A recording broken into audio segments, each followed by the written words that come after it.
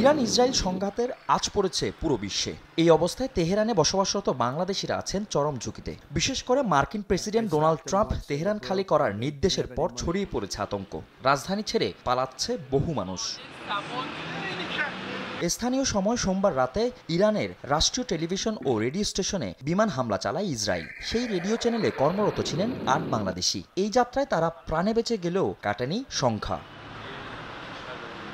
এই পরিস্থিতিতে সংবাদ সম্মেলন আয়োজন করে বাংলাদেশ পররাষ্ট্র মন্ত্রণালয়। ইরান ইসরায়েল যুদ্ধ পরিস্থিতি প্রশ্নে উঠে আসে বাংলাদেশের নাগরিকদের নিরাপত্তার বিষয়টি। গতকাল রাতে ইরানের রেডিও ভবনে হামলার সময় আমাদের ৮ জন বাংলাদেশি ওখানে ছিলেন। তারা সবাই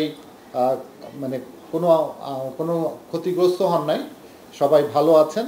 তেহরানে যে বাংলাদেশিরা আছেন এবং আমাদের দূতাবাসে যারা কাজ করছেন তাদেরকে নিরাপদে সরে যাওয়ার জন্য পরামর্শ দিয়েছি এবং তাদেরকে নিরাপদে তেহরান থেকে দূরে কোথাও কিছু সময়ের জন্য রাখার জন্য আমরা ব্যবস্থা গ্রহণ করেছি।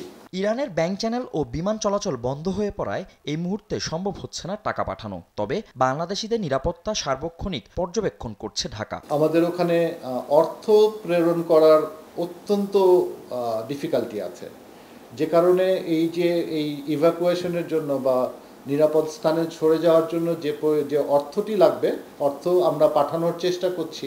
ব্যাংকিং চ্যানেল তো ওখানে কাজ করে না, আপনারা জানেন। সেই জন্য এই বিষয়টি আমাদের রিলোকেশনে একটু বিলম্বের কারণ হচ্ছে। ইরানে ইসরায়েলি আগ্রাসনের নিন্দা জানিয়ে উদ্বেগ প্রকাশ করেছে বাংলাদেশ। একই সঙ্গে জাতিসংঘ সহ আন্তর্জাতিক সম্প্রদায়কে যুদ্ধবন্ধে অন্তর্বর্তী সরকার আহ্বান জানিয়েছে বলে জানান পররাষ্ট্র সচিব। সংঘাত বন্ধ করে মধ্যপ্রাচ্যে শান্তি প্রতিষ্ঠা করা অত্যন্ত জরুরি।